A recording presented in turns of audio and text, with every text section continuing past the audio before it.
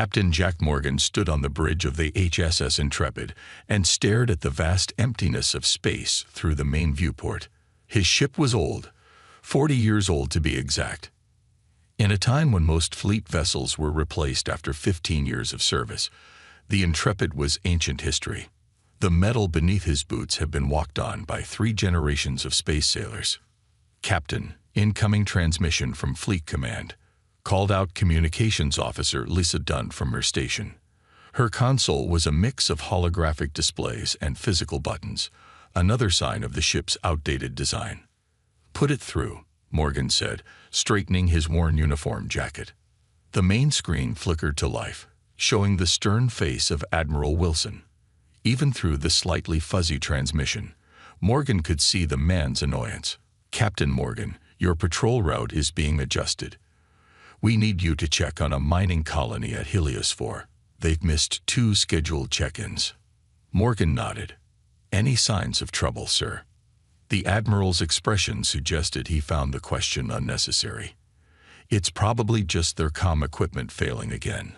All our actual combat vessels are engaged in fleet exercises near Saturn. Your ship is the only one available." The way he said "ship" made it sound like jump keep. "We'll set course immediately, sir." "Good. And Morgan, try not to break down on the way there."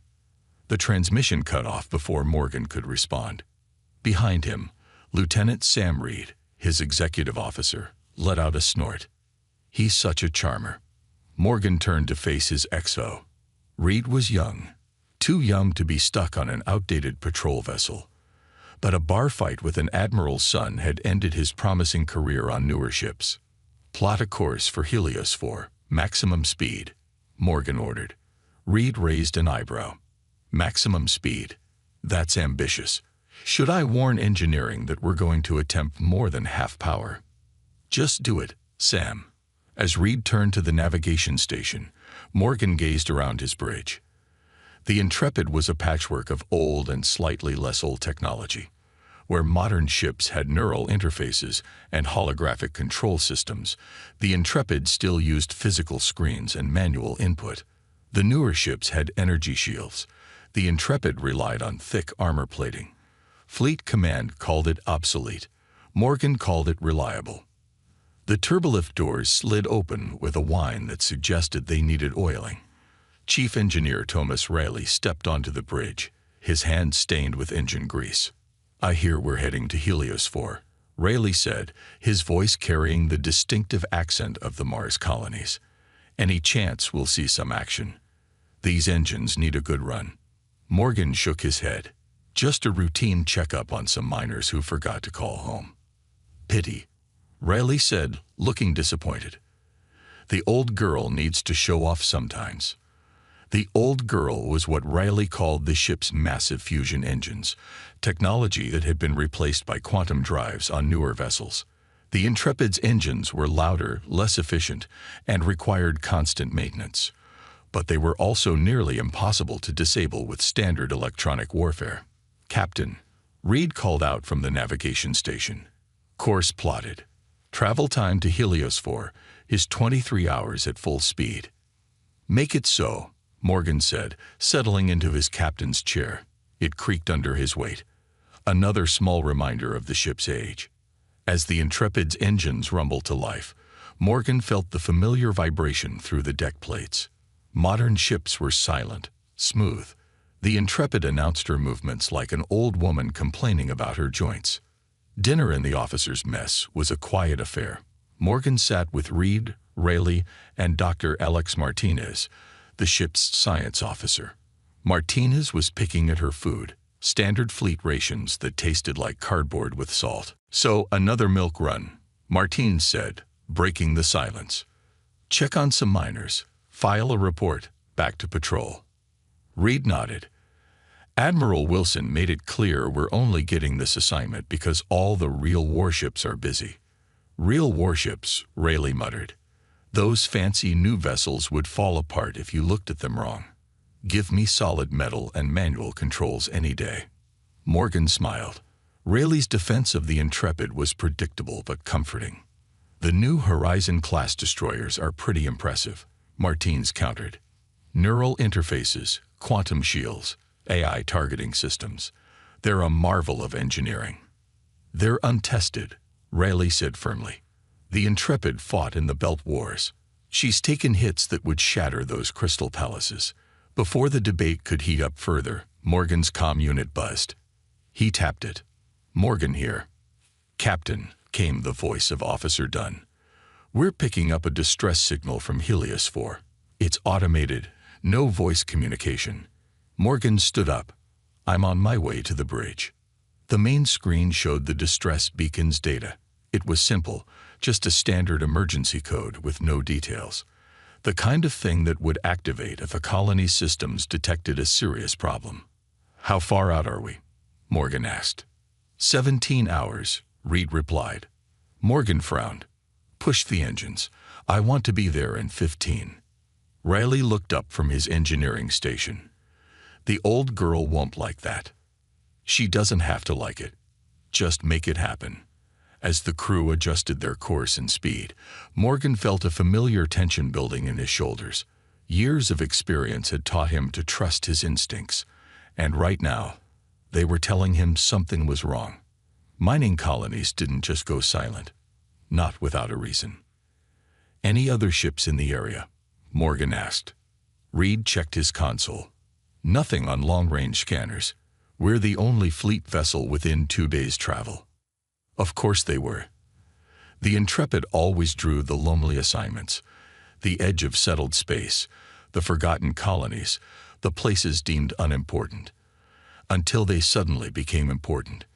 Morgan stared at the blinking distress signal on the screen. "All hands to standard alert status. I want all systems checked and battle-ready." Reed looked surprised. "Battle-ready? For a mining colony checkup?" "Call it a drill if it makes you feel better," Morgan replied. "But I want this ship prepared for anything." As the alert status changed from green to yellow, the bridge lighting dimmed slightly. Crew members moved with new purpose, running diagnostics and preparing systems that hadn't seen real action in years. Morgan returned to his chair, eyes fixed on the view screen showing their destination. Still just a distant point of light. The Intrepid might be old, might be considered outdated by Fleet Command, but she was his. And something told him that before this mission was over, they might all be thankful for her stubborn, antiquated reliability. Because in deep space, when things went wrong, they went wrong fast. And sometimes, the old ways were the best ways to survive. The HS Intrepid dropped out of faster-than-light travel with a shudder that rattled through its old hull. Helios 4 hung in the view screen, a dusty red planet with visible mining operations scaring its surface. "Scan the colony," Captain Morgan ordered, leaning forward in his chair. Lieutenant Reed worked his console, frowning as the results came in. "Life support systems are active. Power levels normal. But I'm not detecting any movement or heat signatures consistent with human activity." "Communications." Lisa Dunn shook her head. "No response to any hails, Captain. The distress beacon is still active. But that's it." Morgan stood up and walked to the front of the bridge. Something wasn't right. A mining colony of 500 people doesn't just disappear. "Prepare a landing party," he decided. "Reed, you're with me. Rayleigh too. We might need an engineer. Dr. Martins, bring medical equipment." "Sir," Reed said cautiously, "protocol suggests we should wait for backup when a colony goes dark." Morgan turned to his XO with a grim smile. "And how long would that take?" 3 days at minimum. If there are people down there in trouble, they don't have 3 days. Reed nodded, knowing his captain was right. "Officer Dunn, you have the bridge," Morgan said as he headed for the turbolift. "Keep the engines hot. If we don't check in every 30 minutes, take the ship out of orbit and call for reinforcements." The landing shuttle was another example of the Intrepid's outdated equipment. Where newer ships had sleek, automated drop pods, the Intrepid used a bulky craft that required manual piloting. But as they descended through Helios 4's thin atmosphere, Morgan was grateful for Reed's skilled hands at the controls. They landed in the colony's main square, a wide area surrounded by prefabricated buildings. The silence was immediate and unsettling. Mining colonies were usually bustling with activity, filled with the sounds of machinery and people. Suits sealed, Morgan reminded everyone as they prepared to exit. "We don't know what we're dealing with." The landing party stepped out onto the dusty surface of Helios 4. The colony looked intact. No signs of damage, no evidence of violence or struggle. It was as if everyone had simply walked away. "Spread out," Morgan ordered. "Reed, check the administration building. Martinez, head to the medical center. Riley, see what you can learn from their systems." As the team split up, Morgan walked through the empty streets, his hand resting on his sidearm. He pushed open the door to the colony's mess hall and found a scene that made the hair on the back of his neck stand up. Tables were set with food, now dried and moldy. Cups half full of liquid. Chairs pushed back as if the diners had stood up in a hurry. But no people. "Captain," Reed's voice came through the comm. "You need to see this." Morgan found Reed in the administration building, standing in front of a large screen that showed a security feed. "I've rewound the footage to 3 days ago," Reed explained, pressing play. The screen showed the colony going about its normal business. Then, at 14:37 local time, every person in view suddenly stopped moving. They all looked up as if hearing something. Then they simply walked out of frame. Every single one of them. "What the hell?" Morgan whispered. "Captain," Rayleigh's voice broke in through the comm. "I'm in the main computer room. There's something weird going on with their systems." "Define weird," Morgan said, already moving toward the computer center. "It's like something was downloading data. Massive amounts of data. Personnel files, mining operations, Earth communications, everything." When Morgan and Reed arrived at the computer center, they found Riley hunched over a terminal, his face illuminated by the screen's blue glow. "Look at this," Riley pointed to a readout. "These energy signatures. I've never seen anything like them. Whatever accessed these systems wasn't using any Earth tech I'm familiar with." Dr. Martinez joined them, her face pale behind her helmet visor. "The medical center is empty. But I found something disturbing. The medical eye logged 500 simultaneous cases of unusual brain activity just before communications went down. Every colonist experienced the same thing at the same time." Morgan was about to respond when Officer Dunn's voice came urgently through their comms. "Captain, we're detecting a ship hiding in Helios 4's asteroid belt. It just appeared on our scanners out of nowhere." "What kind of ship?" Morgan demanded. "Unknown configuration. Sir, it's not matching any known design in our database. And it's big. Much bigger than the Intrepid." Morgan exchanged glances with his team. "We're heading back now. Prepare for emergency departure." As they rushed back to the shuttle, Reed asked the question they were all thinking. What could make 500 people just walk away? "I don't know," Morgan replied grimly. "But I think we're about to find out." Back on the Intrepid, the bridge was tense as the main screen displayed their mysterious visitor. The ship was like nothing Morgan had ever seen. Sleek, dark, with strange protrusions that might have been weapons or sensors. Most disturbing was how it seemed to absorb light rather than reflect it. "No energy emissions," Reed reported. "If it weren't for its mass disrupting the asteroid field, we might never have detected it." "Are they scanning us?" Morgan asked. "Hard to tell. Our sensors can barely get a read on their hull composition, let alone what they're doing." Morgan considered their options. The smart move would be to retreat, report to Fleet Command, and let them handle this. But that would mean abandoning any hope of finding out what happened to the colonists. Before he could decide, Lisa Dunn turned from her station with a shocked expression. "Captain, we're receiving a transmission from the alien vessel." "Put it through," Morgan ordered, squaring his shoulders. The screen flickered, but instead of showing an alien face, it displayed only text. The message was in perfect standard English. "Human vessel. UAAV You should note, your primitive TTK nanology KNNOTSAVU. A chill ran through the bridge. They know our language, Reed whispered. Respond, Morgan said to Dunn. Ask them about the colonists. Dunn sent the message. The reply came almost instantly. The humans from TAE mining facility, AAVBEEN processed.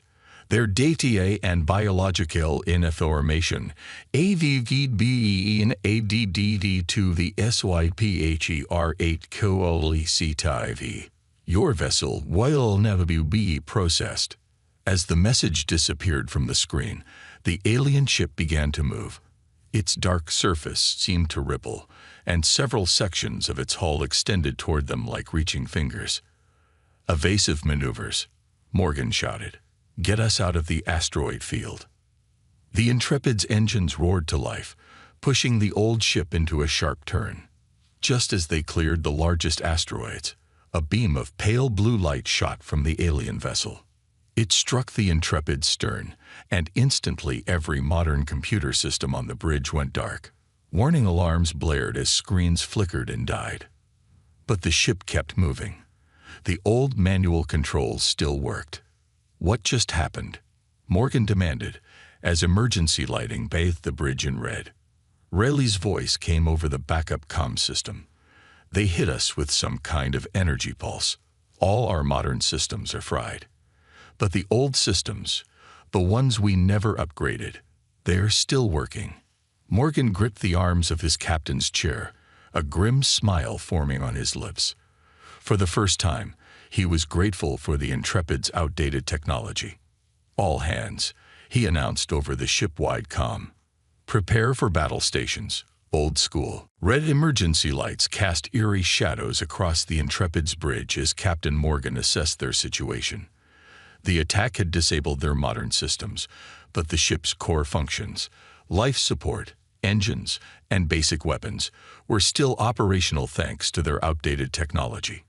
Damage report, Morgan called out. Chief Engineer Riley's voice crackled over the ancient comm system. Main computers are fried. Navigation systems down. Targeting computers offline. But the old mechanical backups are working fine. It's like they specifically targeted our digital systems. What about weapons? Morgan asked. The newer energy cannons won't fire without the targeting computers, but the old rail guns can be aimed manually. Morgan nodded, even though Rayleigh couldn't see him. Keep working on getting our systems back. Reed, what's our status with the alien vessel? Reed was hunched over a physical star chart, using an actual compass and ruler to plot positions. They're pursuing, sir, moving slowly though, almost like they're curious. Or they think we're crippled, Morgan said, which we partly are. The Intrepid shuddered as another beam from the alien ship glanced off their hull. This time, the blow felt different. They're testing us, Dr. Martinez observed from her station. She had been analyzing sensor data from before their systems were hit, seeing what still works after their first attack. Morgan stood up and walked to the weapons station where Officer Jenkins was struggling with the manual controls. Have you ever fired these without the targeting computer? Jenkins looked nervous. Only in simulations, sir. And I failed those. Well, today you get a second chance, Morgan said, placing a reassuring hand on the young officer's shoulder. We need to buy some time. Morgan turned to address the bridge crew. Listen up. That ship out there just took out an entire mining colony. They've got technology far beyond ours. But they've never faced a ship like the Intrepid before. They think we're helpless without our computers. Let's show them how humans fought before we had fancy targeting systems. A small cheer went up from the crew. Sometimes, being underdogs brought out the best in people. Reed, plot us a course deep into the asteroid field. Densest part you can find. Reed looked up with surprise. Sir, without navigation computers, maneuvering through the asteroids will be extremely dangerous. That's exactly why we're doing it, Morgan replied. I'm betting that ship relies heavily on automated systems. Let's see how they handle an environment that requires human judgment. The Intrepid dove into the asteroid field, its old engines straining against the sudden maneuvers. Captain Morgan stood behind the helmsman, calling out directions. Hard to port. Now throttle back. Steady. Full ahead between those two large ones. The ship groaned in protest as it weaved between massive chunks of space rock. Behind them, the alien vessel followed, its sleek form gliding with unnatural precision. In engineering, Rayleigh and his team worked frantically to restore some of their systems.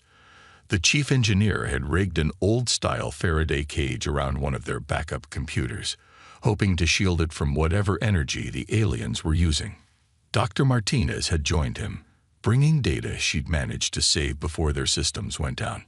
I've been analyzing their attack pattern, she explained, pointing to a hand-drawn graph. The energy they used, it's like it specifically targets digital pathways. Anything with complex circuitry gets overloaded. Rayleigh nodded, understanding dawning on his face. But our old systems use physical switches and analog controls. Much simpler electrical paths. Exactly, Martine said. I think these Sypher-8 beings evolved to exploit digital technology. Maybe they've never encountered anything as primitive as the Intrepid. Rayleigh laughed. Never thought I'd be grateful for budget cuts keeping us from getting proper upgrades. On the bridge, the pursuit continued.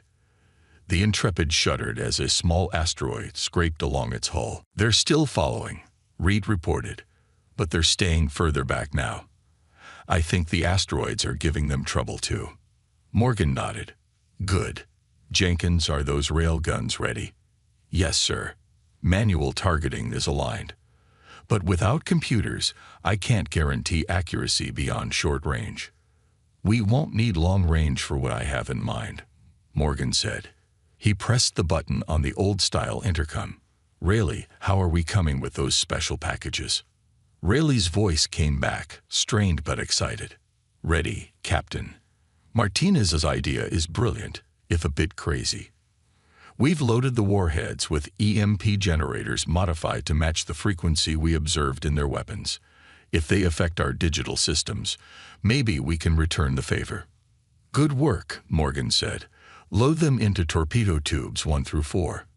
The Intrepid continued its dangerous dance through the asteroid field.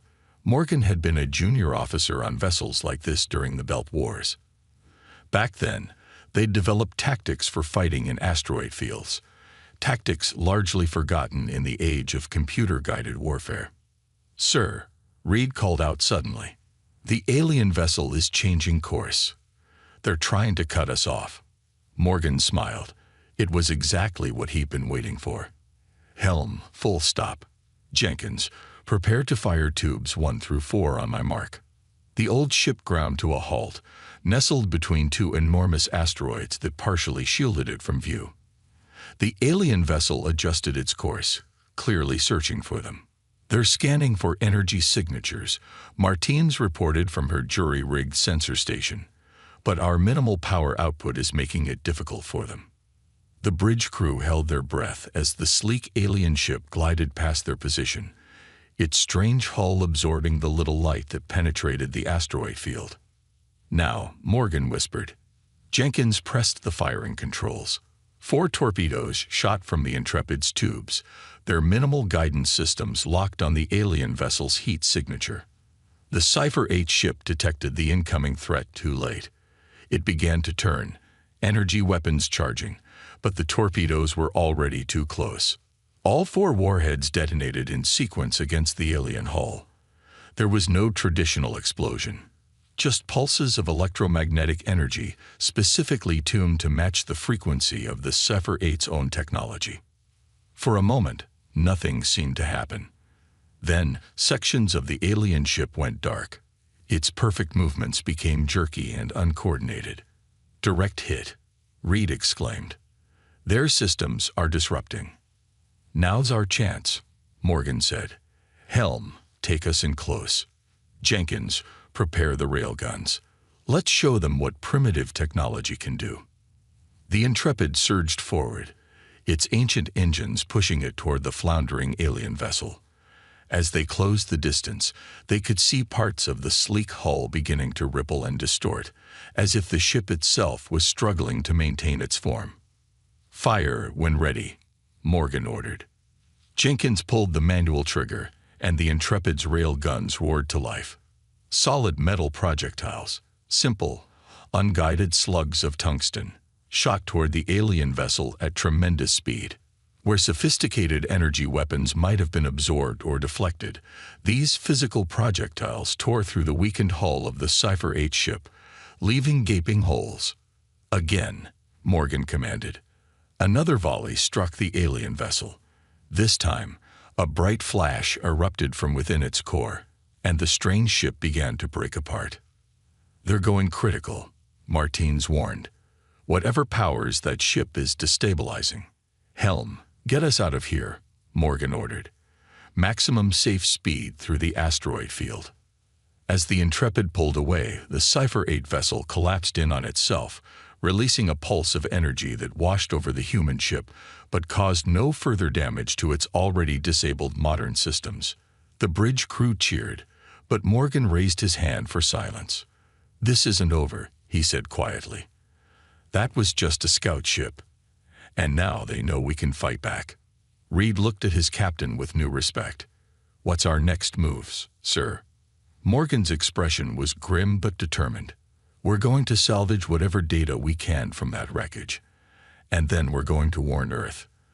The Sypher-8 just learned that not all human technology is easy to defeat, and I have a feeling they won't like that lesson one bit." The Intrepid limped back to the edge of the Helios 4 system, carrying both battle damage and a wealth of new information. In the ship's conference room, Captain Morgan met with his senior officers to plan their next move. "What do we know about them?" Morgan asked, looking at Dr. Martinez. The science officer stood and activated a hand-drawn diagram she'd prepared. "Based on the data we gathered before and during the battle, the Sypher-8 appear to be some kind of data-based life form. They don't just use technology. They merge with it. Like a computer virus with a body." Reed asked. "More advanced than that," Martins replied. "They seem to convert physical matter into data and back again. That's what happened to the colonists. They weren't killed. They were digitized." A heavy silence fell over the room as the officers processed this information. Riley spoke up next. "We managed to collect some fragments of their ship.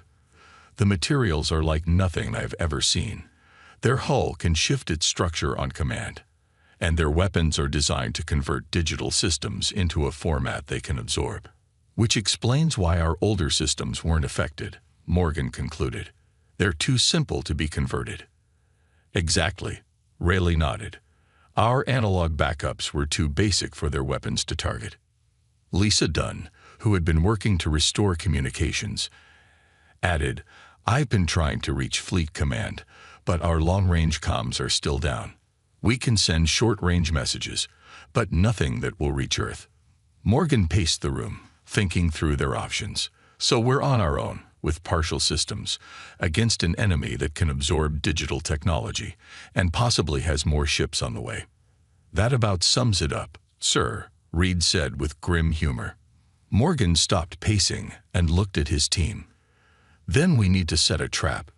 We know something they don't, that their tech has a weakness. We need to exploit that before they adapt." "What do you have in mind, Captain?" Martins asked. Morgan smiled slightly. "They think we're running away, damaged and scared. Let's give them something to chase." Over the next 12 hours, the crew of the Intrepid worked tirelessly to prepare.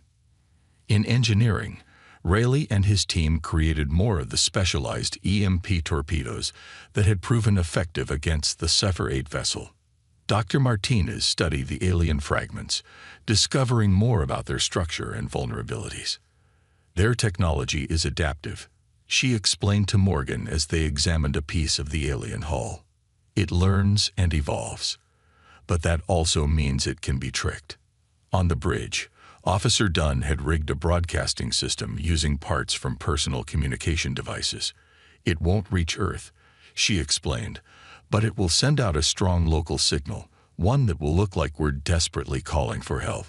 Morgan nodded approvingly. Perfect. And the decoy? Reed pointed to a display showing one of the Intrepid's escape pods. We've modified it to emit the same energy signature as our engine core. From a distance, it will look like the Intrepid trying to limp away. Good work, everyone, Morgan said. Now we wait. They didn't have to wait long. Just 18 hours after their battle, sensors detected another Sypher-8 vessel entering the system. This one was larger than the scout they had destroyed, nearly twice the size of the Intrepid. Looks like they sent reinforcements, Reed observed from his station. Right on schedule, Morgan replied. Begin Phase 1. The Intrepid, hidden behind Helios 4's largest moon, powered down to minimal levels. Meanwhile, the modified escape pod launched, broadcasting the fake distress call as it moved slowly away from the moon. They're taking the bait, Martinez reported, watching the sensor readings. The Sypher-8 vessel is changing course to intercept the pod. Morgan nodded. Begin Phase 2. While the alien ship approached the decoy, the Intrepid quietly moved to position itself behind a cluster of asteroids. Every crew member held their breath as the massive Sypher-8 vessel passed nearby, its strange hull absorbing light just like the scout ship had done. They're scanning the pod, Dunn whispered, as if the aliens might hear her. They're picking up the energy signature. The alien ship slowed as it approached the decoy, extending tendrils of dark material toward the small pod. Now, Morgan ordered. Reed activated the remote detonator. Inside the escape pod, a small but powerful EMP device exploded, sending out a pulse specifically calibrated to disrupt Sypher-8 technology. The alien ship visibly shuddered, parts of its hull rippling like water. Phase 3, Morgan commanded. The Intrepid's engines roared to life as the old warship emerged from hiding. Its rail guns were already firing before the Sypher-8 vessel could recover from the EMP blast. Solid metal slugs tore into the alien hull, creating jagged holes. But this ship was larger and more resilient than the Scout. Despite the damage, it began to turn toward the Intrepid, sections of its hull reshaping into what looked like weapons. Evasive maneuvers, Morgan shouted. Pattern Delta 3. The helmsman executed the order, sending the Intrepid into a series of sharp turns and rolls that would have been impossible for most modern ships to perform without computer assistance. The Intrepid's old design, with its manual controls and sturdy construction, allowed it to move in ways the alien ship couldn't predict. A beam of energy shot from the Sypher-8 vessel, narrowly missing the Intrepid's engine section. They're adapting, Martinez warned. Their weapons are changing frequency to target our remaining systems. Morgan gripped the arms of his chair. Jenkins, target their weapon ports with torpedoes 5 through 8. Targeting, sir, Jenkins replied, using the manual sighting system. Fire solutions ready. Fire. 4 more specialized torpedoes launched from the Intrepid, racing toward the alien vessel. 2 were shot down by strange pulses of energy, but the other 2 struck home, detonating against what appeared to be weapon emplacements. The Sypher-8 ship shuddered again, more violently this time. Parts of its hull began to break off, floating away like dead skin. We've heard it, Reed said, but it's still operational. Morgan studied the enemy vessel. Despite the damage, it was still far more powerful than the Intrepid. They needed something more. Rayleigh, Morgan called over the comm. What about that thing we discussed? Is it ready? The chief engineer's voice came back, hesitant. Ready, sir, but I can't guarantee it won't blow us up too. It's our best shot, Morgan replied. Prepare to deploy on my mark. The Intrepid swung around for another pass at the wounded alien ship. This time, instead of firing from a distance, Morgan ordered them in close, dangerously close. Sir, at this range, if they hit us. Reed began. They won't, Morgan cut him off. They want to capture us, not destroy us. They want our data. As the Intrepid closed with the Sypher-8 vessel, tendrils of dark material reached out from the alien ship, trying to attach to the human vessel's hull. "Hold course," Morgan ordered, even as the crew watched those strange appendages getting closer. When they were almost touching the alien hull, Morgan gave the order. "Now, Riley, deploy the package." From a specially modified airlock, Riley's team launched what looked like a simple metal container. It drifted the short distance between the ships, making contact with the alien hull. "Pull us back, maximum thrust," Morgan commanded. The Intrepid's engines fired at full power, pushing the old ship away from the Sypher-8 vessel just as Riley's package activated. It wasn't a bomb in the traditional sense.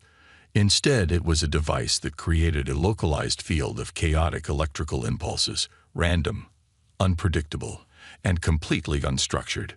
For beings that thrived on organized data patterns, it was like poison. The effect was immediate and devastating. The Sypher-8 ship seemed to convulse, its sleek hull bubbling and distorting as if in pain. The tendrils reaching for the Intrepid retracted violently. "It's working," Martinez exclaimed. "Their structure is destabilizing." "Jenkins, all remaining torpedoes," Morgan ordered. "Fire everything we've got." The Intrepid launched its final barrage. With the alien ship's defenses scrambled by Riley's device, every torpedo struck home. Explosions rippled across the Sypher-8 vessel's hull. For a moment, the alien ship seemed to be fighting back against the chaos. Then, with a silent flash of light that temporarily blinded the Intrepid's sensors, it collapsed in on itself. When their screens cleared, the Sypher-8 ship was gone, replaced by a slowly expanding cloud of debris. The bridge crew stared in shock before erupting into cheers. Morgan allowed himself a small smile before raising his hand for quiet. "Good work, everyone. But this isn't over yet. We've beaten 2 of their ships, but there could be more. And we still need to warn Earth." Reed looked at his captain with newfound respect. "Think anyone will believe us when we tell them our outdated ship just saved humanity?" Morgan's expression was serious but proud. "They'd better. Because the Sypher-8 know about us now. And next time, they'll be ready for our old tricks." Morgan's expression was serious but proud. "They'd better. Because the Sypher-8 know about us now. And next time, they'll be ready for our old tricks." 3 days after destroying the second Sypher-8 vessel, the HSS Intrepid still orbited Helios 4. Chief Engineer Riley and his team had worked non-stop to restore enough of the ship's systems to make the journey back to Earth space. Captain Morgan stood in the makeshift lab where Dr. Martinez was studying the alien fragments they had collected. Pieces of the dark, strange material were spread across several tables, surrounded by testing equipment. "Any progress?" Morgan asked. Martinez looked up, her eyes red from lack of sleep. "More than I expected, actually. We've confirmed my theory about the Sypher-8. They're not just using advanced technology. They are technology, a form of artificial intelligence that evolved to the point where the line between data and physical form disappeared. Like holograms made solid," Morgan suggested. "More complex than that," Martinez replied. "They can convert matter to information and back again. That's what happened to the colonists. They weren't killed. They were absorbed, converted into data patterns." Morgan frowned. "Is there any way to reverse the process, to get the colonists back?" Martinez's expression grew solemn. "I don't think so, Captain. Not with our level of technology. The patterns are too complex." The intercom buzzed before Morgan could respond. "Captain to the bridge," came Reed's voice. "Long-range communications are back online." On the bridge, Officer Dunn worked frantically at her station. "I've established contact with Fleet Command, sir. Admiral Wilson is waiting to speak with you." Morgan nodded, straightening his uniform. "Put him through." The main screen flickered to life, showing Admiral Wilson's stern face. His expression quickly changed to surprise when he saw the state of the Intrepid's bridge, still damaged from battle. "Morgan, what the hell happened to your ship? We lost contact with you 4 days ago." "It's a long story, Admiral," Morgan replied. But the short version is that we've made first contact with a hostile alien species called the Sypher-8. They destroyed the Helios 4 mining colony and attacked us. We've managed to defeat 2 of their vessels, but we believe more may be coming." Wilson's face showed disbelief. "Aliens? Morgan, if this is some kind of joke." "No joke, sir," Morgan cut in. "I'm sending you our sensor logs and Dr. Martinez's preliminary report now. The Sypher-8 are a data-based life form with technology far beyond ours. They can absorb digital systems and convert physical matter into data. They're a threat unlike anything we've faced before." The Admiral was silent for a long moment as he reviewed the information being transmitted. His expression grew increasingly concerned. "This is troubling," Wilson finally said. "Our newest destroyers rely almost entirely on AI systems and digital technology. If what you're saying is true, they'd be defenseless." Morgan finished for him. "The only reason we survived was because of the Intrepid's outdated systems. Our analog backups and manual controls couldn't be affected by their weapons." Wilson's face hardened into resolve. "Return to Earth immediately, Morgan. I'm calling an emergency meeting of the Defense Council. We need to prepare for this threat." "Aye, sir," Morgan replied. "But there's one more thing. We believe we recovered data from the alien ships that might contain information about their home world or fleet movements. Dr. Martinez is still working on decoding it." "Double time, Captain," Wilson ordered. "This could be the most important discovery in human history, and potentially the greatest threat we've ever faced." The journey back to Earth took the damaged Intrepid 8 days, limping along with its partially repaired engines. During that time, Dr. Martinez made a breakthrough with the alien data. "They're scouts," she explained to Morgan in his quarters. "Part of an advance force sent to map our territory and gather information about our technology. The main fleet is still months away, maybe a year. That gives us time to prepare," Morgan said, "to adapt our defenses." Martinez nodded. "And there's something else. The data indicates they've encountered other species before us, species that relied heavily on digital technology, just like we do. None of those civilizations exist anymore. They were all absorbed.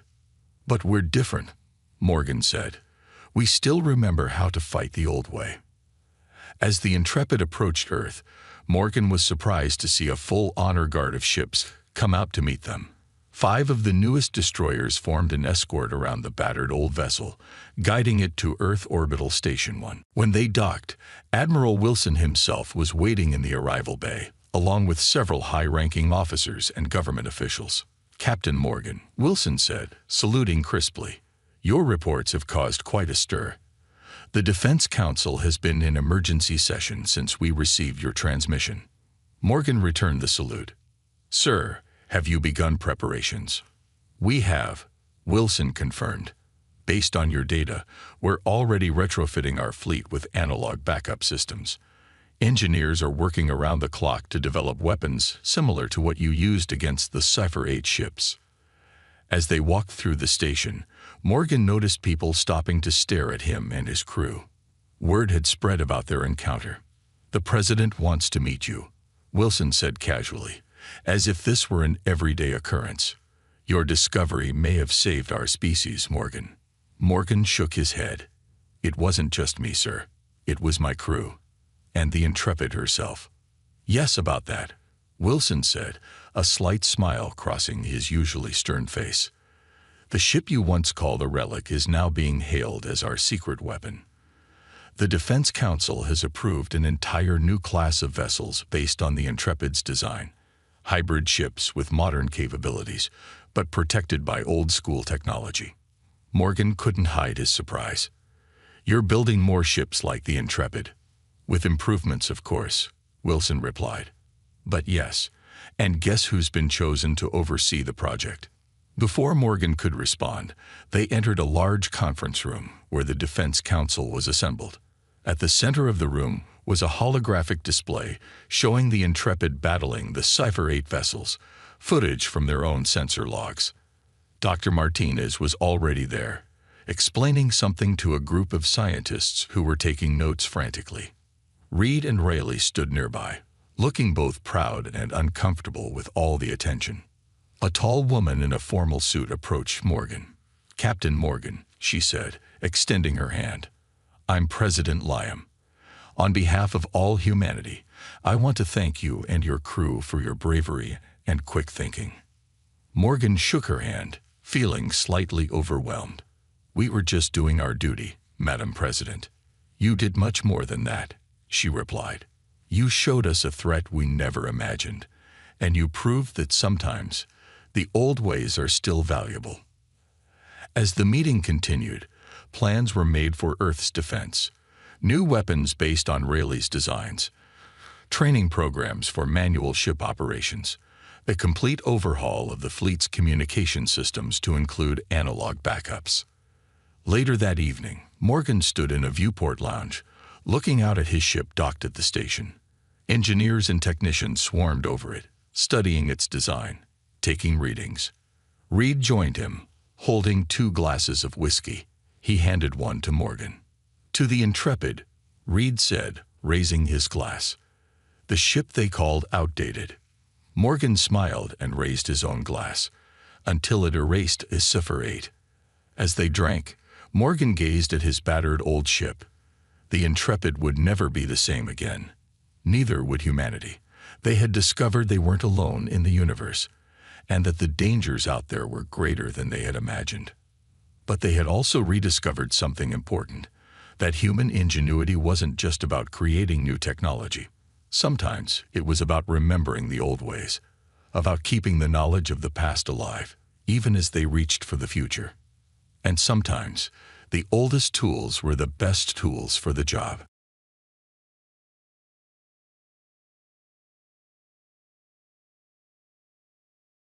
The colony ship Horizon moved silently through the darkness of space. Captain Jack Reynolds stood on the bridge, looking at the stars ahead. This was humanity's first real journey into deep space. After years of planning, Earth had finally sent people to find a new home among the stars. "Captain, we're picking up something strange," said Lisa, the ship's sensor officer. Her eyes were fixed on the screen in front of her. Jack walked over. "What is it?" "A signal. Not natural. Someone made it." Jack felt his heart beat faster. This was it. The moment all of humanity had wondered about for centuries. "Are we being hailed?" Lisa nodded. "I think so. The computer is trying to figure it out." Jack took a deep breath. "Alert the crew. First contact protocol. This is not a drill." Within minutes, the bridge was filled with the ship's top officers. Dr. Ellie Morgan, the ship's chief scientist, looked at the data with wide eyes. "It's definitely artificial," she said. "The pattern is too regular to be natural." Tom Walker, the ship's engineer, scratched his beard. "Can we respond?" "We should," said Jack. "That's why we're out here, isn't it? To find others." The communications screen suddenly lit up. The humans gasped as they saw aliens for the first time. They looked somewhat like tall, thin humans, but with purple skin and large black eyes that seemed to see everything.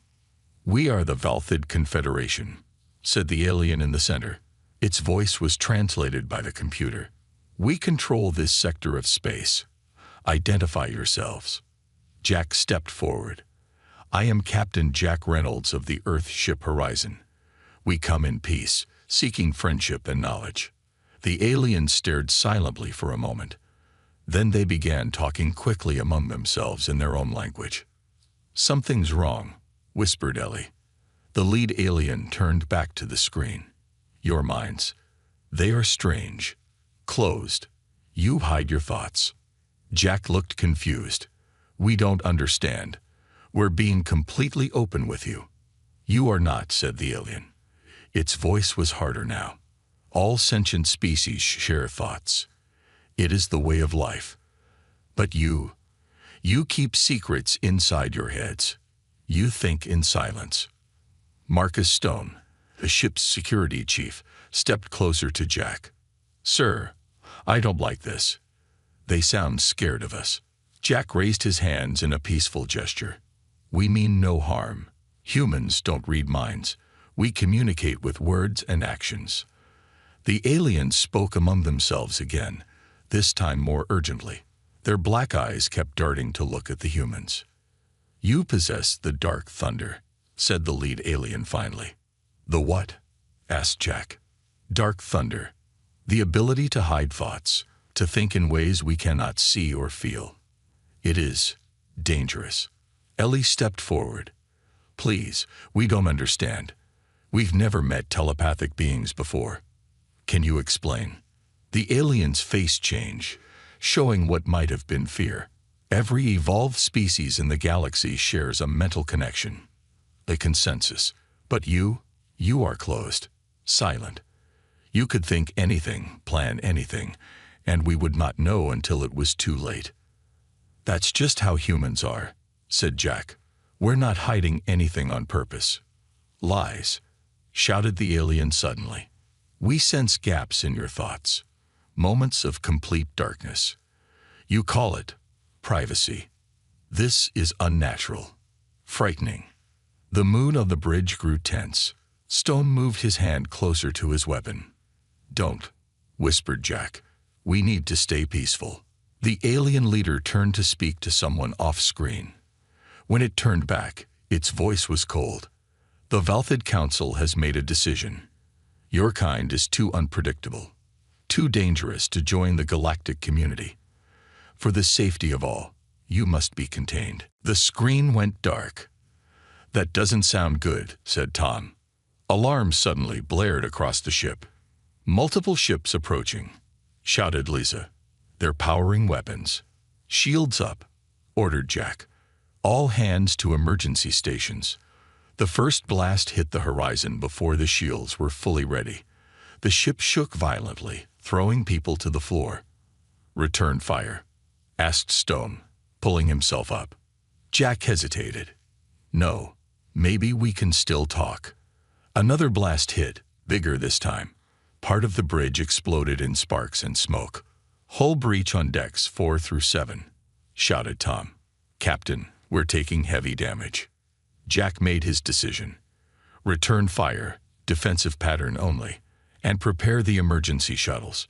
We might need to abandon ship. The Horizon fought back, but it was clear they were outmatched. The Valthid ships were faster and had better weapons.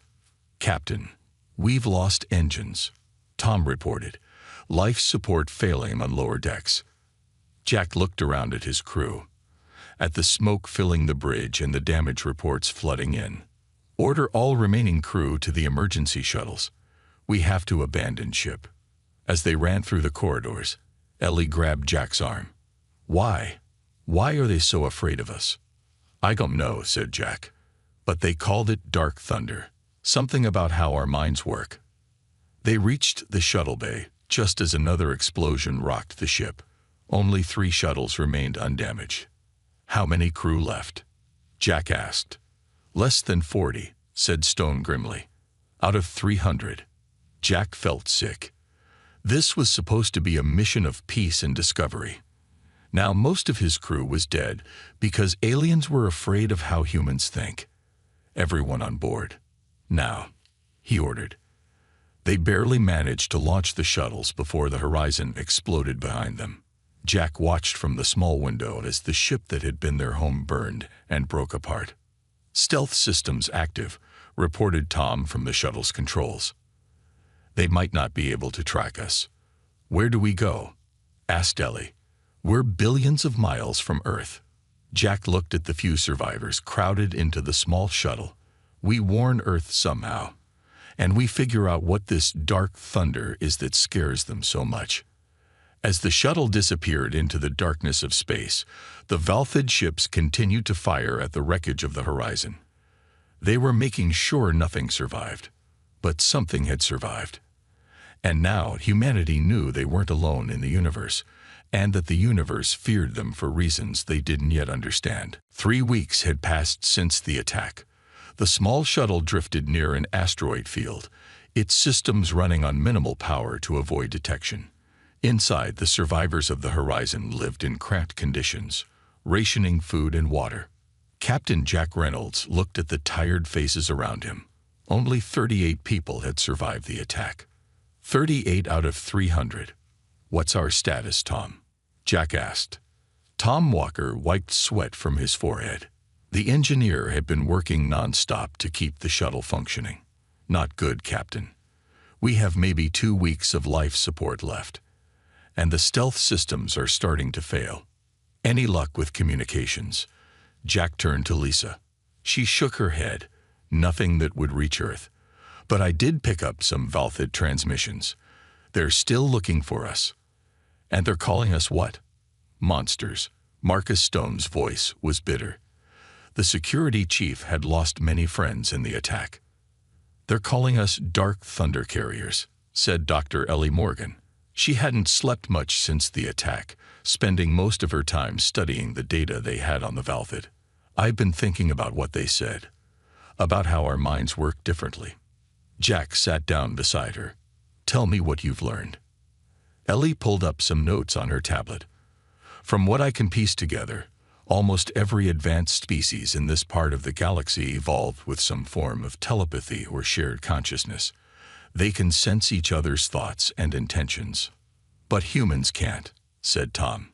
"Exactly." Ellie nodded. "We evolved completely isolated, with fully internalized thought processes.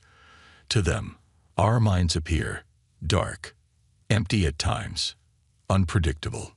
So they attacked us because they can't read our minds." Marcus sounded angry.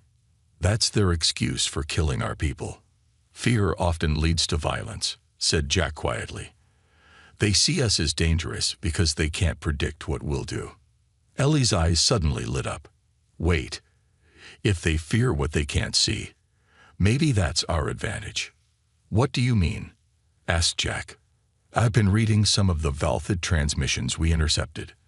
They describe moments when our thoughts suddenly disappear from their perception.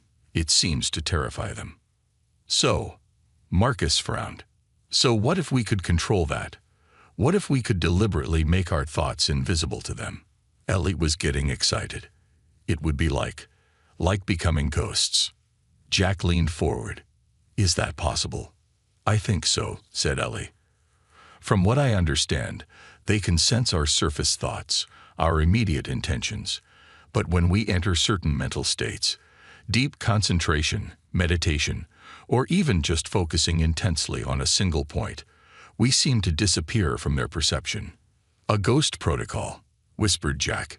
"We could move among them unseen." "Not physically unseen," corrected Ellie, "but mentally. They wouldn't feel our presence the way they feel each other." Tom looked skeptical. "So we think really hard about nothing, and they can't see us." "It's more complicated than that," said Ellie. "But yes, in simple terms, I think we need to practice specific thought patterns that block their ability to sense us." Jack stood up. "Start teaching everyone. If we can master this, we might stand a chance." He turned to Lisa. "While we work on the ghost protocol, keep scanning for any information about what the Valthid are planning." Days passed as the survivors practiced Ellie's technique. Some learned quickly, able to enter the focused mental state that blocked Valthid perception. Others struggled. Jack mastered it faster than most. "It's like going into a zone," he explained to the others. "Like when you're so focused on something that everything else disappears." On the 7th day, Lisa burst into the main cabin. "Captain, I've intercepted a high-priority Valthid transmission." "It's bad news." The survivors gathered around as she played the message. Though translated by their computer, the alien words chilled them. "Threat assessment complete. Human homeworld located in Sector 8, System 42. The species possesses the Dark Thunder at unprecedented levels. Recommend immediate containment response before they realize their potential. Fleet assembly has begun. Estimated time to launch, 30 standard cycles." Silence filled the shuttle as the message ended. "They found Earth," whispered Tom. "And they're sending a fleet to contain us," added Marcus. "Just like they tried to contain the Horizon." Jack's face hardened. How long is 30 standard cycles in our time? Lisa calculated quickly. About 2 Earth months. So we have 2 months to warn Earth about an alien fleet coming to wipe us out, said Jack. And we're stranded billions of miles away with a failing shuttle. Ellie stepped forward. There's more in the transmission. The Valthid aren't the only species in this sector. There's mention of a trading outpost near here, a place called Krell Station. Can we reach it? Asked Jack. Tom checked the navigation system. Yes, but it's risky. It's a major hub. Valthid ships will be there. It's also our only chance, said Jack. If we can get to Krell Station, maybe we can find a way to send a message to Earth, or even get a faster ship. And we have the Ghost Protocol, added Ellie. If we can make our minds invisible to them, we might be able to move through the station without them sensing us. Jack looked around at the faces of his crew. I won't lie to you. This is dangerous. But the lives of everyone on Earth depend on us getting this warning home. Marcus checked his weapon. When do we leave? Right now, said Jack. Tom, set course for Krell Station. Maximum stealth approach. As the shuttle changed direction, heading toward the trading outpost, Jack stared out at the stars. 2 billion humans on Earth had no idea what was coming for them. They didn't know that the very way their minds worked was seen as a threat by the dominant powers in this part of the galaxy. We'll need to be like ghosts, he told his crew. Invisible, silent, but very, very real. The shuttle accelerated, a tiny vessel carrying humanity's only warning of the storm that was coming. Krell Station hung in space like a giant metal spider. Ships of all sizes and shapes moved around it, coming and going from different parts of the galaxy. The human shuttle approached slowly, keeping to the shadow of a large cargo vessel. Scanning for Valthid ships, whispered Lisa, though there was no need to whisper in the shuttle. How many? Asked Jack. 3 at least. 1 large warship, and 2 smaller patrol vessels. Jack looked at his crew. They had been practicing the Ghost Protocol for days now. Some were better at it than others. Remember, stay focused on the mental techniques Dr. Morgan taught you, he said. We need to be invisible to their minds. Ellie nodded. The technique works best when you focus on a single, simple image, something peaceful and unchanging. I've been picturing a white wall, said Tom. I imagine a still lake, said Marcus. Jack smiled. Whatever works for you, just keep it up when we're around the Valthid. They docked at a quiet part of the station, using fake identification codes Tom had created. As they prepared to leave the shuttle, Jack made a difficult decision. We need to split up, he said. We'll cover more ground that way. That's risky, warned Marcus. Everything about this is risky, replied Jack. But we need information, supplies, and hopefully a faster ship or a way to send a message to Earth. They divided into 4 teams. Jack would search for information about Earth and the Valthid plans. Ellie would look for more data about how the alien telepathy worked. Tom would try to find a better ship or parts to improve their shuttle. Marcus would create a diversion if needed. Meet back here in 6 hours, ordered Jack. And remember, Ghost Protocol at all times. Commander Vorex of the Valthid Defense Force stood on the bridge of his warship, staring at the endless stream of ships coming and going from Krell Station. Somewhere out there were the human survivors. He could feel it. Sir, we've checked every incoming vessel for the past 3 days, said his second-in-command. No sign of the humans. Vorex's purple skin darkened with frustration. They are here. I know it. How can you be sure? Because I feel gaps. Moments where my mind touches nothing when it should touch something. Vorex turned to his crew. Increase telepathic scanning. Focus on areas where you sense emptiness. His officers nodded and began to concentrate, sending their thoughts out across the station, searching for the unique blankness that signaled human presence. Jack moved through the crowded marketplace of Krell Station, keeping his mind focused on his chosen image, a single candle flame, burning steadily. Around him, aliens of many different species traded goods and information. Some looked almost human. Others were completely different, floating gas creatures, insect-like beings, things Jack couldn't even describe. He found an information terminal and plugged in a translation device Ellie had programmed. Searching carefully, he began to look for data about the Valthid fleet movements. Across the station, Ellie had found a public library of sorts. She was downloading everything she could about alien biology and telepathy. The more she learned, the more she understood why humans frightened the Valthid so much. "We're evolutionary outliers," she muttered to herself. "Almost every other intelligent species developed some form of shared consciousness. They can't imagine thinking completely alone inside your own head." Tom had made his way to the ship repair docks, looking for parts or maybe even a small, fast ship they could borrow.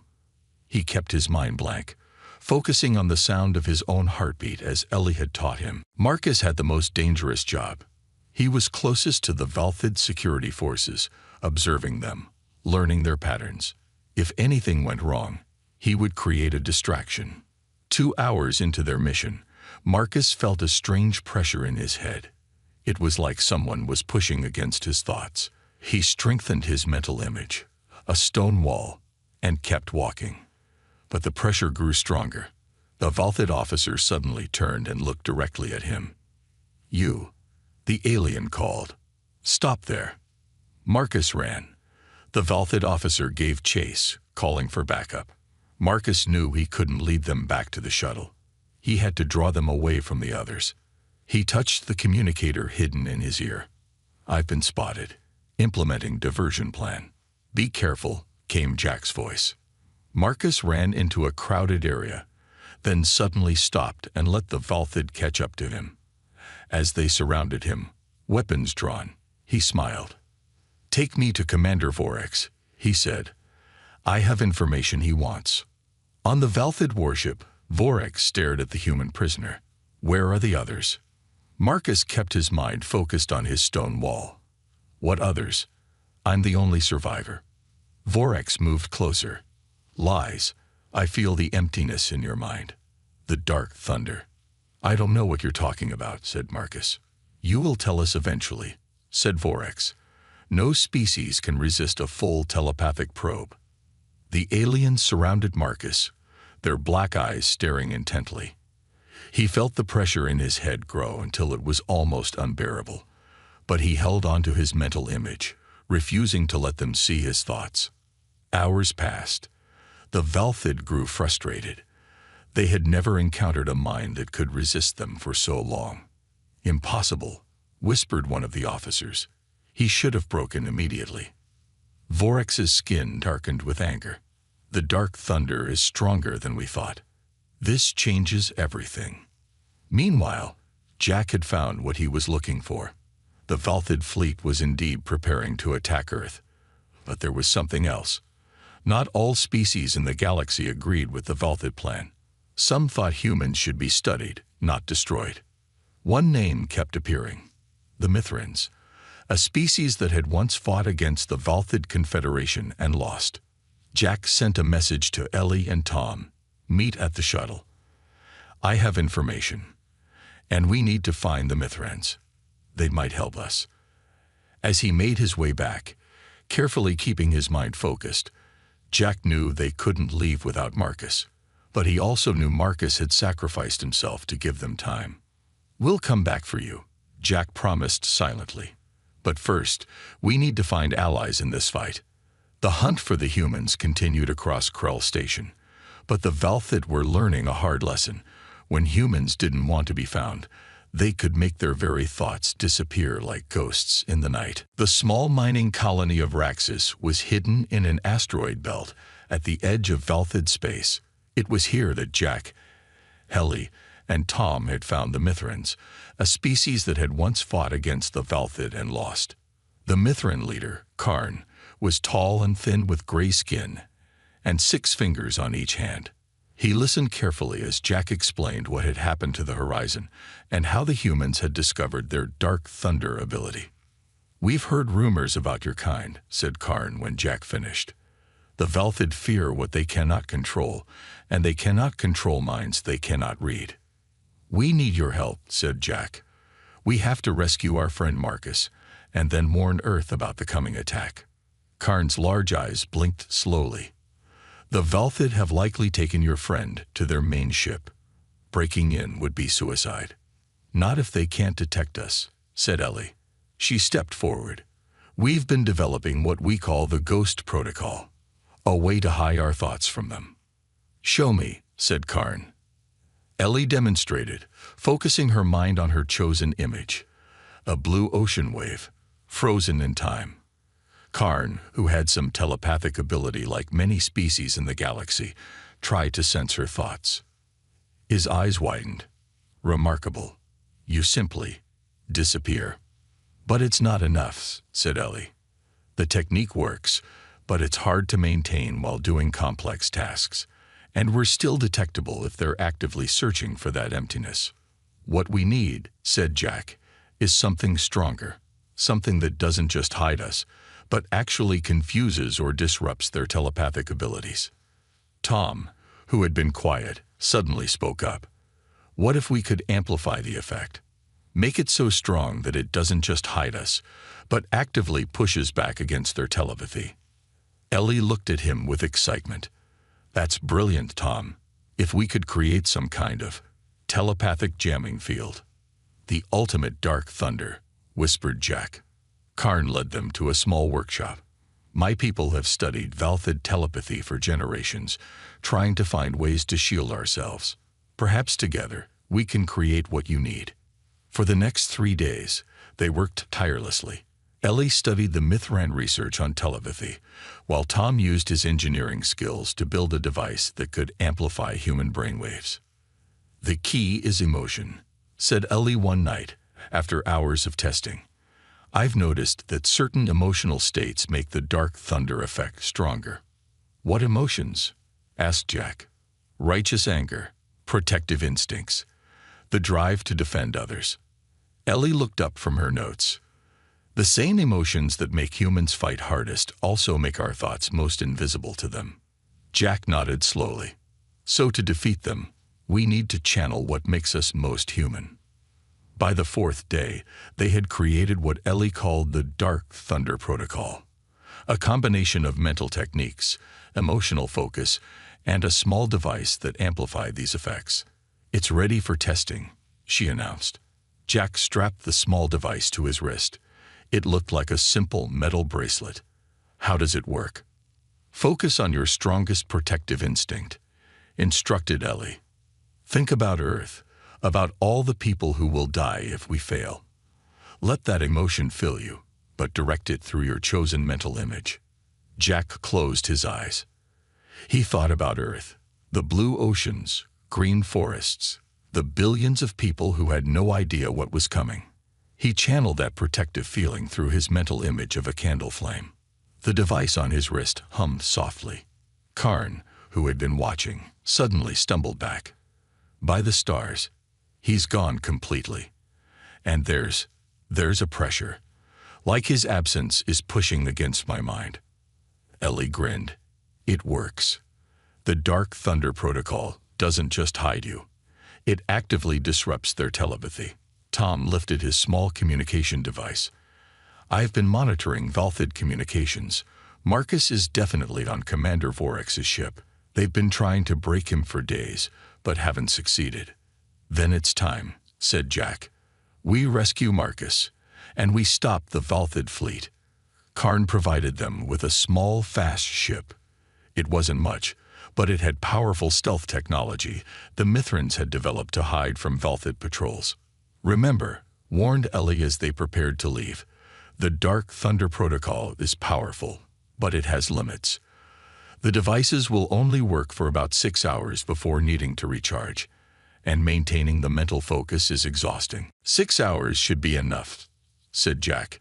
"We get in, free Marcus, access their communication array, and get out." Tom looked worried. "And how exactly do we find Vorex's ship?" Jack smiled grimly. "We won't have to. According to the intel we gathered, he's coming here." "What?" Ellie looked alarmed. "How do they know we're here?" "They don't," said Jack. But the Valthid have been suspicious of the Mithrans for years. They do regular patrols through this sector. Vorex's ship will be here in approximately 12 hours. So we're not breaking into his ship, said Tom slowly. We're going to let him come to us, and then sneak aboard. Exactly. Commander Vorex stood on the bridge of his warship, staring at the Mithran mining colony. He didn't trust these former rebels, always lurking at the edge of Valthid space. Standard patrol sweep, he ordered, and keep telepathic sensors at maximum. Those humans could be anywhere. In his holding cell, Marcus had endured days of telepathic probing. They had tried everything to break through his mental defenses, but he had held firm, focusing on his image of a stone wall. He was exhausted, but unbroken. He didn't know that at that very moment, 3 humans were slipping aboard the Valthid warship, their minds completely invisible thanks to the Dark Thunder Protocol. Jack, Ellie, and Tom moved like ghosts through the ship. The Valthid crew walked right past them, their telepathic senses encountering only a strange pressure that they couldn't identify. "This way," whispered Jack, checking a small device Karn had given them. "The detention level is 2 decks down." As they moved deeper into the ship, Jack felt a sense of grim satisfaction. The Valthid had attacked humanity because they feared what they couldn't understand. Now that very thing, the Dark Thunder, would become humanity's greatest weapon and their best chance for survival. The ultimate human ghost was on the hunt. The detention level of the Valthid warship was eerily quiet. Guards stood at attention, their purple skin reflecting the dim blue lights. None of them noticed the 3 humans walking right past them, protected by the Dark Thunder Protocol. "Cell Block 7, whispered Jack, checking the small device Karn had given them. "That's where they're keeping Marcus." They found him sitting cross-legged on the floor of his cell, eyes closed. Even after days of telepathic interrogation, Marcus was still maintaining his mental shield. "Marcus," whispered Jack as they entered. "It's us." Marcus opened his eyes slowly, as if afraid to believe what he was seeing. "Captain, how did you—" "No time to explain," said Jack, handing him a Dark Thunder device. "Put this on and focus on your mental image. We're getting out of here." "Not yet," said Marcus, standing up. His face was thin from lack of food, but his eyes burned with determination. "We need to stop the Valthid fleet. They've been interrogating me for days, and I've learned things. The attack on Earth is happening sooner than we thought." "How soon?" asked Ellie. 3 days. They're accelerating their plans because they're afraid of what they call the Dark Thunder potential in humans. Marcus strapped the device to his wrist. "Commander Vorex has the launch codes. The entire fleet follows his command." Jack's expression hardened. "Then we don't just escape. We take control of this ship. The bridge is heavily guarded," warned Marcus. "And while the Dark Thunder Protocol makes us invisible to their minds, they can still see us with their eyes." "Then we need a distraction," said Tom. He pulled out a small device. "I brought some of the mining explosives from the Mithran colony. We plant these in the engine room, and when they go off, most of the crew will respond to the emergency. That's when we take the bridge," finished Jack, "and use their own communication array to stop the attack." The plan was set. Tom went to the engine room to plant the explosives, while the others made their way toward the bridge. All 4 humans moved like phantoms through the ship, their minds hidden by the Dark Thunder Protocol. In the engine room, Tom carefully placed the explosives in non-critical areas. They would create noise and confusion, but wouldn't destroy the ship. As he worked, he thought about Earth, about all the people who would die if they failed. The protective feeling strengthened his mental shield. On the bridge, Commander Vorex suddenly gripped the arms of his chair. "Something is wrong," he said to his officers. "I feel pressure, gaps in my perception." "We've detected nothing unusual," Commander said, his second in command.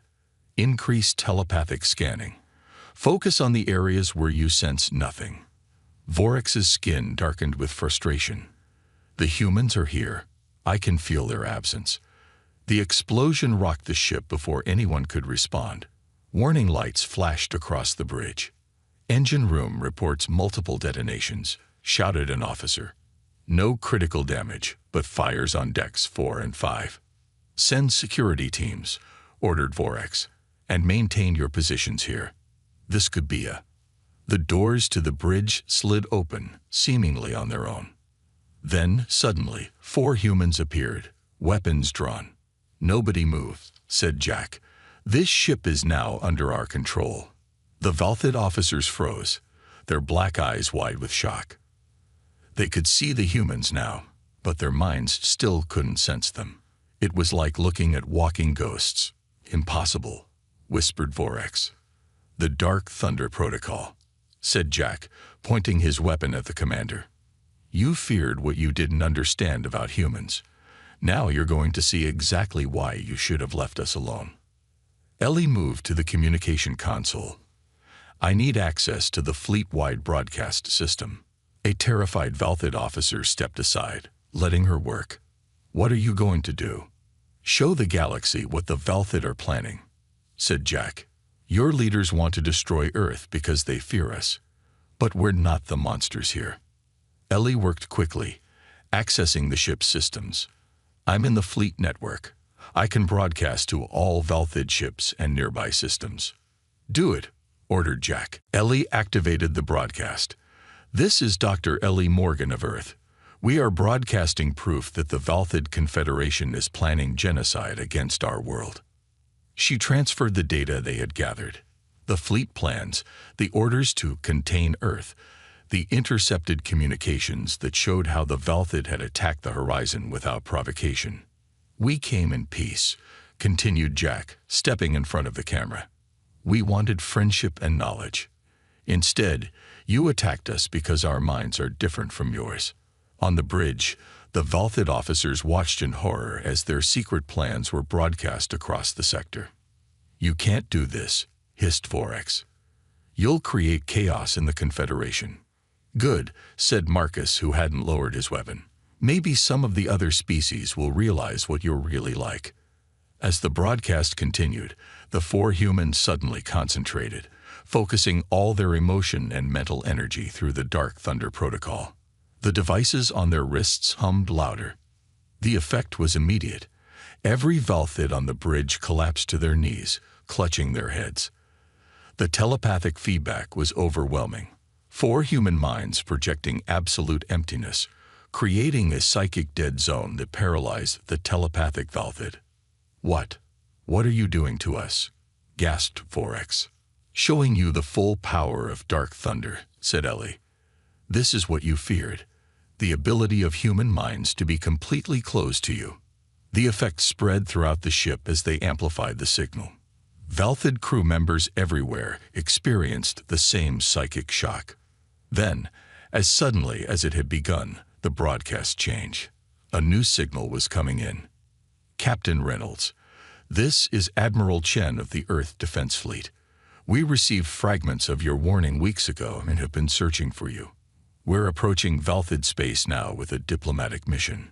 Jack stared at the screen in disbelief. "Earth knows. When we lost contact with the horizon, we prepared for the worst," explained the Admiral. "We've been monitoring alien communications, trying to find out what happened." Across the sector, the political landscape was changing by the minute. Several species in the Confederation were openly questioning Valthid leadership. The plan to attack Earth without provocation had shocked many of their allies. Jack turned to Vorex, who was still recovering from the psychic assault. "It seems you have a choice to make, Commander. Continue with your plans and face not only humanity but your own allies who now know the truth, or stand down." Vorex looked at the humans, these strange beings whose minds he couldn't read, but who had chosen not to kill them when they had the chance. "I will stand down." 3 days later, a delegation from Earth arrived. For the first time, humans and Valthid sat together at a diplomatic table. The Dark Thunder was no longer just feared, it was respected. "The galaxy will have to get used to minds they cannot read," said Admiral Chen during the negotiations. "And we will have to learn to live with species who think very differently than we do." Jack, Ellie, Tom, and Marcus watched from the side of the room, still wearing their dark thunder devices just in case. "So what happens now?" asked Tom. Jack smiled. "Now we do what we came out here to do in the first place. We explore. We learn. We make friends when possible, and enemies only when necessary," added Ellie.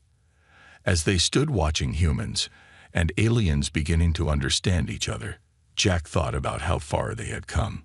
What the Valthid had feared most about humanity, their private minds, their dark thunder, had become humanity's greatest strength and the foundation of their place in the galaxy.